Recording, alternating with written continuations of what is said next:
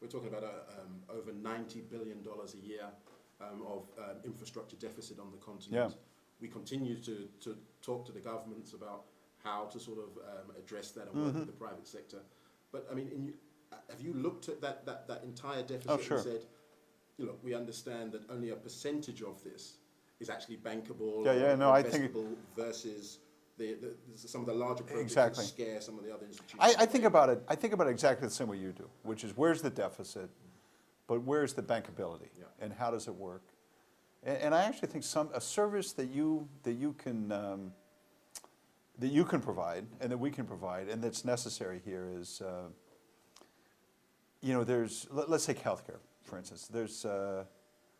There's 50 different PPP programs to do public-private partnerships in healthcare around the world. Only 5 of them will work. The other 45 are never going to attract the capital, are never going to attract the private investors, aren't going to deliver the patient outcomes. So there's a, I hate to call it knowledge because it sounds arrogant, but there's a experience deficit as it pertains to how do these infrastructure projects really need to be structured to gain real implementation. And that's where I think information sources like yours can say, hey guys, it can't work this way. It's not bankable. You're not going to get capital. And then the other side, I think, where we can help governments, or where you can help, is that everything in Africa today gets priced like equity. Debt gets priced like equity, right?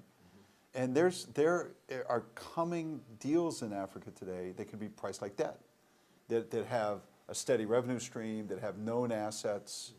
And so there has to be ways to bring the cost of capital down in Africa. And that's the big challenge, is how do you work with governments to make them smarter about how to do privatization and infrastructure?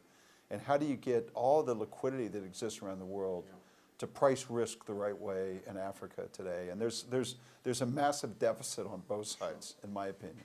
And that's where things like Power Africa, driven by the U.S. state, by the U.S. government, other kind of facilitative finance organizations can be very helpful. Absolutely. I mean, we're working on just that very question, where we're basically looking at, well, the government's talking about cost of capital. There is a perspective that the private sector makes too much. And we're saying what we deliver value. On the other hand, try to balance out the conversation.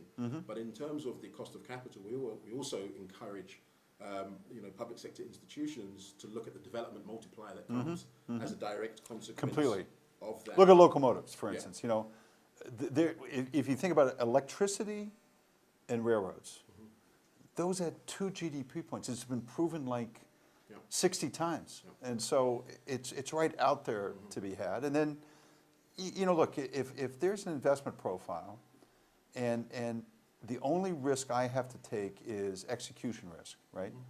That should be priced like debt.